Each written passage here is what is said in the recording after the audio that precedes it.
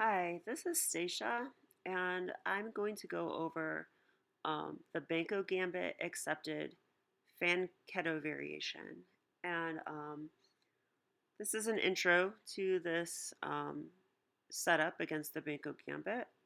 And we're going to look at the main line of this, but not just the moves, but also the ideas that you will see in this variation. Okay, so the signature move is this move, G3. Um, there's a lot of ways to kind of transpose into this, but a lot of move orders, I guess.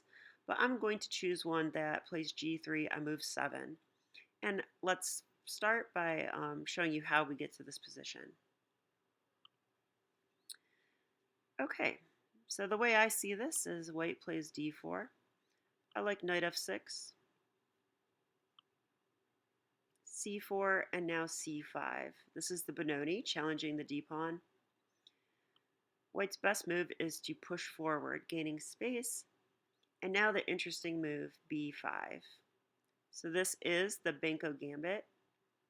And black is immediately attacking the base of the pawn chain here. So now the best move for white is to accept the gambit. Black plays A6, offering another pawn. And again, this is a fully accepted Banco Gambit now. I will note that in this position, there are a lot of moves for white. We're looking at B takes A6 followed by a G3 in this video. But there's also B6, which is the pawn return variation. There's E3, which is the modern. There's F3, which is the Delugi variation. And there's knight C3, which is the Zaitsev variation. And I do have videos on these variations as well, all very interesting and can help you get a full idea of the lines against the Banco Gambit if you'd like. And those videos are linked below. Let's continue with B takes A6. Okay, so in this position, it looks like black should just take the pawn right away. But the best move is actually G6 in this position. White essentially has no way to save this pawn. This pawn will be recaptured. But the reason G6 is best is that it's more flexible. There are some cases where you may want to take back with a knight, and G6 allows that to still happen rather than bishop takes A6, which is slightly more committal. All right, so white plays knight C3 here. This knight definitely belongs here in the Banco Gambit in most cases because it supports the E4 push and it controls the B5 square, which is often an important square in the Banco Gambit. Okay, now we take the pawn. And so this position will give you insight as to why white plays G3 on the next move. Because the normal move is E4. And after E4, there's bishop takes F1. And now white has lost their castling rights, but they'll play G3 and King G2 and castle by hand. This does take a couple tempos to play this way. And it's totally fine. But sometimes white chooses to do this differently. And after bishop takes A6, white now plays G3. And this is our starting position for the Fianchetto variation. Okay, black can really play D6 or bishop G7 here. Let's go with bishop G7, bishop G2. And now I do want to talk about this for a second. So D6 is played here. And my database says this move is played by 100% of grandmasters. But I think it's really interesting that we could actually just castle here. It looks like d6 is a huge threat, uncovering this attack on the rook. But this is interesting for a couple of reasons. If white goes for this, we have the move knight c6. Notice that when the pawn moves, it frees up the c6 square for the knight. Excellent square for the knight. And let's say white takes here. You actually have two options in this position. You can take with the queen and just play it this way. And I think, white can't even take the knight. If they play like this, this position is excellent for black. Okay, computer gives a minus 1.3. I totally agree that this is really good for black. Look at white's development. Okay, there's a lot of pieces on the back row still. Only one piece developed. And the light squares are weak around the king. Black has a light square bishop and a queen that could coordinate. I think this is very, very dangerous for white. The double isolated pawns are not going to matter in this particular game because I don't think this will make it to an endgame. White's going to have a lot of pressure on them. So that's one way to play it, which is excellent. And the other way, let's see, where's my d6?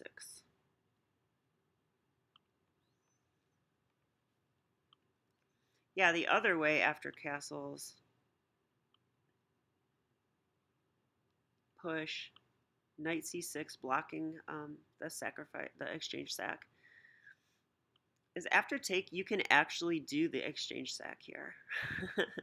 And the computer likes this move. I don't know if I'd play this, but it's just an idea to think about, that a lot of times in these type of scenarios, the queen is awfully deadly on a8 right now, hitting the rook. Now white blocks much the same way that we did. And just to kind of show how this might continue, knight here, let's say takes, castles. Yeah, I mean, you have moves like this. Black, again, is going to have a lot of play in this position. And the computer actually says that the position's equal despite being down a full exchange. So just interesting note I wanted to throw in there. But probably the best move is d6. All right, so d6 stops that other d6 idea. And now I do want to note that white might play knight h3 here, and that's a real move, looking to sink the knight into the f4 square. But still the main line, and probably the best move, is knight f3. So a simple developing move, develop the knight towards the center. And here's part of what makes this line slightly different than the other ones that I've looked at, is that black is going to prioritize the development of this bishop over castling. Or knight, I mean. So knight bd7 is the main move here. White's going to castle, they're just developing normally. And now knight b6. Now it looks like castling is just fine. But a really interesting note is that in the ChessBase database I looked at, castles is just a normal game, but knight b6 scores well for black. Really interesting that that's the case. And I'm not exactly sure why, but there's probably some nuance about the knight being here a tempo sooner that matters. And I can kind of understand that. There is pressure on the d-pawn. And on top of that, this knight is looking to jump into c4, supported by the bishop on a6, which is usually not here in the other line. So this light square bishop is playing a little bit of a role. Also, the bishop has the e-pawn pinned currently. And even after Rook E1 and E4, this bishop's sort of knifing into White's position. And on the other hand, if we look at White's light square bishop, it's blocked in by a knight and its own pawn. So it actually seems to me that Black's light square bishop is a bit better in this position. Okay, so let's continue. Rook E1 is the next move. Just unpinning and getting ready to push E4. So just like in the other Banco Gambit accepted mainline, White would love to get in E4 and E5. And notice that it would be extra powerful in this variation because it will likely open up the bishop. So White really wants to get that in. All right, now I show the black castles and the move E4. Okay, so White is proceeding with this plan. They're actually ready to play E5 now. If we did nothing, like let's say we played a silly move, like, is that too silly? All right, let's play Rook to E8. This does nothing to stop E5. White could play it right now, and yeah, I don't know, Knight G4, I guess, and E6 might be a move. And you can already tell that something went wrong for Black, so you don't want to allow E5. Sometimes they can push, and sometimes they can take here. And yeah, if they get E5 in comfortably, then you're probably worse as Black.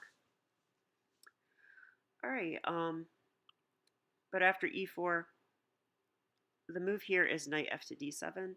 And I am on move 12, but I'm only going to go to move 14, which is the last move, the last developing move. So I do think it's nice to look at where the pieces go or want to go in the main line. So Knight FD7 does a couple things. It does stop E5. It threatens to jump a knight into E5 as well. And it opens up the bishop, which is now applying a lot of pressure along the diagonal, but also guarding E5. And okay, White's going to play Queen C2. This is getting ready to connect the rooks. Also guards E4. And now Black has an excellent move here.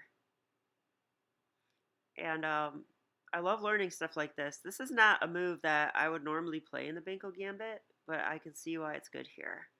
And that's the move Knight C4. This is an excellent square for the knight. And it's an outpost supported by a minor piece. So pretty interesting. Not only that, but the knight is also guarding E5.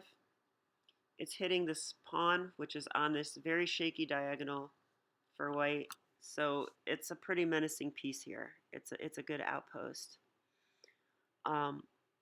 White now plays bishop f4, so supporting e5, connecting the rooks. And the last move that I have to share is the move queen a5. So this is a developing move for the queen. The computer is also giving rook b8 and h6. But yeah, queen a5 holds. It even says that there's, oops, not a4. It even says there's a little bit of an advantage for Black here. And in the ChessBase database, Black was doing quite well, had a nice score. I think it said White only wins 37% of the time. And, you know, in a normal opening, that should say something like 55% or something slightly over 50% to account for White's tempo, extra tempo. So here, Black is down a pawn, but is fully developed and excellent squares for all the pieces. So notice that at some point, if this knight goes to e5, for example, one idea is to get a knight into the d3 square. So this is possible, a possible plan. And often it's good to put this rook on b8 and have the rooks on the two semi-open files on the queen side. And because this bishop is such a monster, it just applies a lot of pressure on the queen side. So I think it's not often the main line results in a nice position like this. So I really like this, and I hope that you learned something from the video. I'm going to fly through it one more time just to review. Okay, so it opens with d4, knight f6, c4, c5. And this is the Banco Gambit starting position. White takes here. We offer up another pawn. And white is going to fully accept the Banco Gambit. g6, maintaining flexibility with our minor pieces. Knight c3. Excellent square for the knight. And now we take. Bishop takes a6. White does not want to allow bishop takes f1, so they play g3. And this is the Fianchetto variation. Bishop g7 developing, bishop g2, and now d6 to stop white from playing d6, although you can allow it, as I was saying, if you want to. It just gets a little crazy. Knight f3 is played, developing. And now knight bd7 before castling. White castles, and now knight b6. So we want to get this knight here, applying pressure and threatening to come into c4 before we castle. Rook to e1, undoing the pin, getting ready to push. Now black castles. e4, threatening e5, and knight f to d7. And this is a lovely square for the knight. He may come into e5. He's defending e5. He may come into c5 later after a c4 push. Really nice. Queen c2. And now knight c4. So I love this idea of putting the knight on c4. This is a new idea for me. Bishop f4, completing development, and queen a5, completing development. So there you go. I hope you enjoyed this video on the Benko Gambit accepted Fianchetto variation. The other Banco Gambit lines I have done are linked below, so feel free to check out the full series. Thank you and have a great day.